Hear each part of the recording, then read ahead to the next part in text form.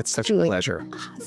Thanks for inviting me. It's a pleasure to be here. Listen, Tokenize Puerto Rico 2024. We're here in beautiful Puerto Rico. How many times have you been to Puerto Rico? Several times. Have you? And hopefully many more. Good. Yes. Now, is this one of your first times as it relates to blockchain and crypto? Yeah, among my first times. I've been in the industry a couple of years now. Have you? And How did you get into the industry? well, I got into blockchain when I was working in climate tech. We were building a carbon registry on blockchain in Asia. And I started meeting a lot of people in the crypto industry and started seeing some of their returns on investment. And I have been more in traditional finance all of these years, and some of their returns were blowing me away. So I thought, well, I think it's about time that I started investing. That was smart move. And now I'm at a crypto hedge fund, so. That is amazing. So you came here to Tokenize, Michael Turpin's event, which we're so grateful for him to have this event. And you were on a panel. What was the panel for? This morning, the first panel, Meet the Money. And I don't normally wear... Yeah, tell us about these beautiful earrings. Yeah, I want to know. Thank you for moderating the panel. Oh my gosh, that's so awesome. Yeah, so we were introducing to the audience some of the OGs in crypto who are angel investors, representatives of family offices, venture capitalists, and crypto hedge funds like the one I'm at, Event Horizon Capital. That's awesome. So how long Event Horizon Capital has been around? For a couple of years, or is it new? Well, it's relatively new.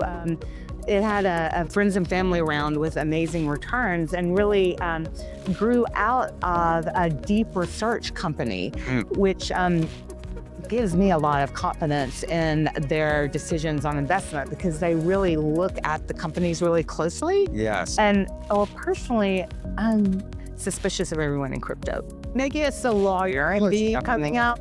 Right? Trust but verify. I was Reagan. Exactly. I like that. And I was at Harvard Law School, so we learned to question everything. Of course. I was in big law for many years at a big New York law firm and then in-house general counsel. And so after you've been around the block a time or two, even in traditional finance, like you learn to look at things really closely.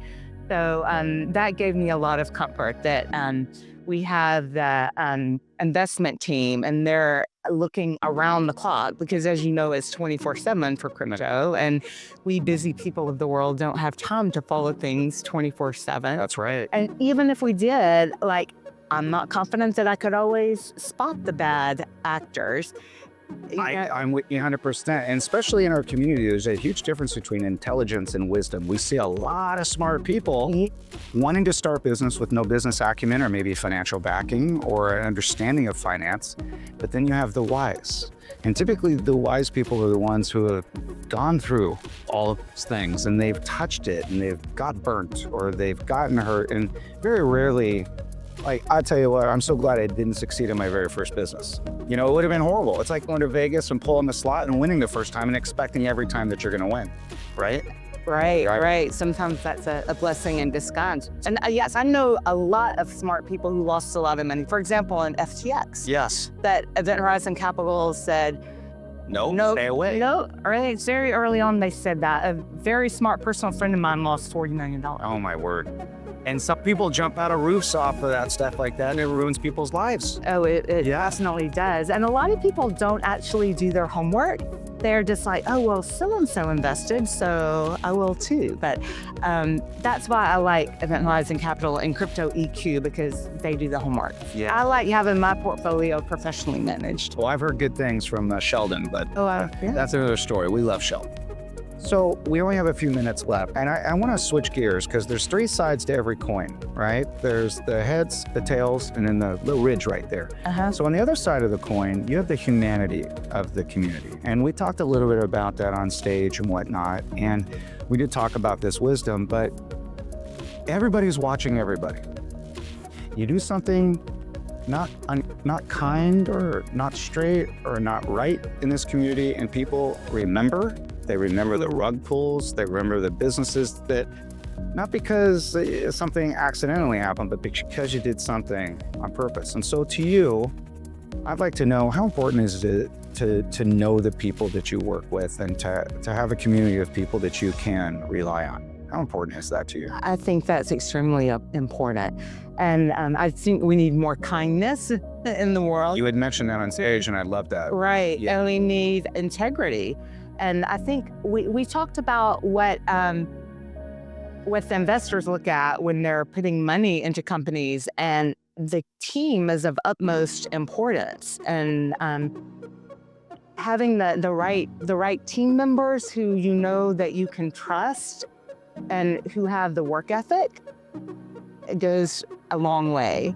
And there's such a balance, because we've been there. There's a balance with a founder that says, hey, I got this covered. And then there's the founder who is able to listen to feedback, to be able to process the feedback. And even if they do, he or her goes down that road, they've at least considered the feedback. How important is it when you find founders that they're open to listen? That is extremely important. Founders have to be coachable, and there are a lot of skills that founders have that they may not have the skills to take it to the next level. And also I've seen some founders get so focused on their idea, they're not really listening to what the market is saying, like what the market needs. So I think that's very important, and it's important to pivot if you're providing something that there isn't the market demand. We heard that with Ed Prado, Right. Rare Tech. In fact, we all watched him go through that process, and the first thing he said was, I listened to my customer. We have 2 ears and 1 mouth. I wish people would listen a lot more. I try to listen. Man, that was such a lesson I haven't learned yet. Anyway, let's finish it with this.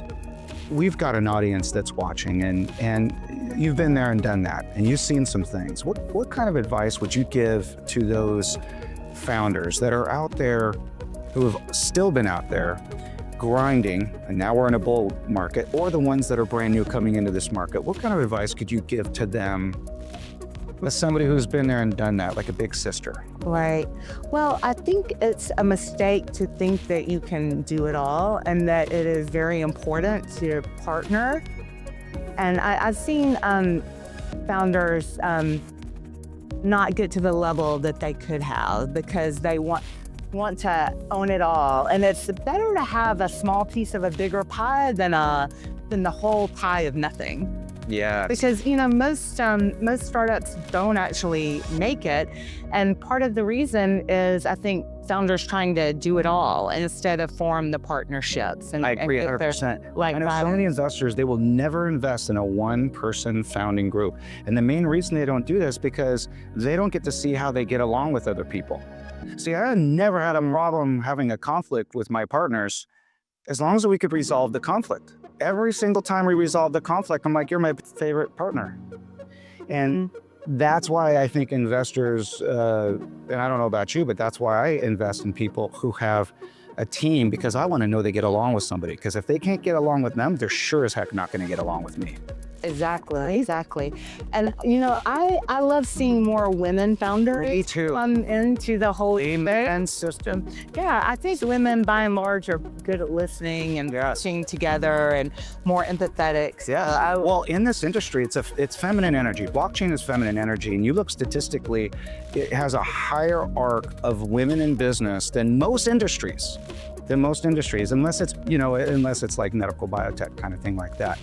So I am so grateful that I got to meet you. You're bossy elite. Well, thank you. Wearing love and joy. I remember the first 5 seconds I met you, I'm like, that's a beautiful orange dress. So you wear it well. Yeah, well, I got orange pills. I'm hoping, and in case people don't know, the orange pill is what happens when you finally get sold on crypto. And I'm hoping more women will get orange pilled, because I feel like it is an important opportunity for generational wealth. And women, especially toward the latter part of their lives, wind up controlling a lot of capital and money. And I think women in particular need to get educated in this. I've gone to a lot of these conferences, and it's dominated by a lot of very young men. And I love hanging out with them because they're full of ideas, and I've learned an incredible amount that I would really encourage women to start investing for your financial future. I agree 100%. Well, ladies and gentlemen, it's been such a pleasure to interview you. And we're grateful that you were with us here in Puerto Rico for Tokenize 2024. Thank you. The best. Appreciate you.